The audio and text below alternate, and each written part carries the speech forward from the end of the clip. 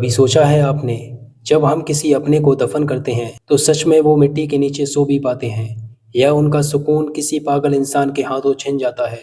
इंदौर के एक छोटे से गांव में कुछ ऐसा हुआ जिससे पूरे शहर का खून जम गया। एक आदमी जो जेल से निकल कर आया लेकिन जिंदगी में लौटने को नहीं, मौत के साये में खो जाने के लिए।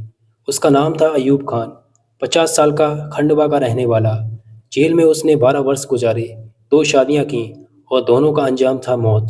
15 मई 2025 को वो आज़ाद हुआ, लेकिन उसके दिमाग की जेल कभी खुली ही नहीं। लोगों ने सोचा अयूब बदल गया होगा, लेकिन कुछ रातों बाद इंदौर के बड़ा कब्रिस्तान में ज़मीन हिलने लगी।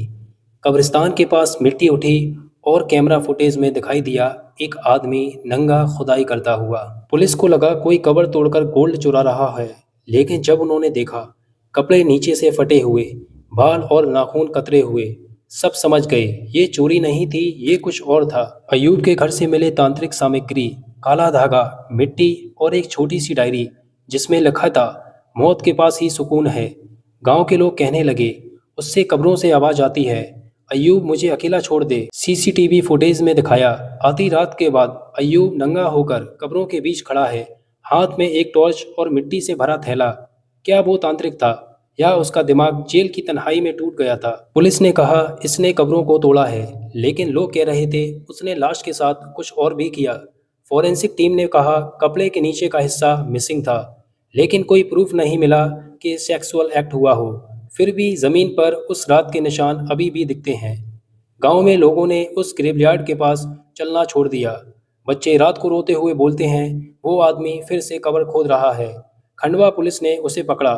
उस वक्त उसके हाथ पर खून और मिट्टी लगी थी। अयूब सिर्फ एक बात बोलता रहा, मैंने इन्हें जिंदा करना चाहता था, ये मुझसे बातें करती हैं। पुलिस ने एफआईआर में लिखा कि इसने कब्रों को तोड़ा और उनकी बेहुरमती की।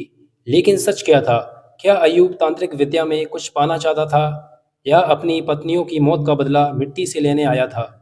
कुछ कह रहे थे उसके दिमाग में एक आवाज़ थी जो कहती थी अगर तू मुझे नहीं पा सका जिंदा में तो मौत में पा ले। आज भी इंदौर का बड़ा कब्रिस्तान के पास लोग कहते हैं कुछ कब्रों से मिट्टी अपने आप हिलती है और अगर तुम कभी उस रास्ते से गुजरो तो एक आवाज़ सुनाई देगी, अयूब अब तू आ भी जा।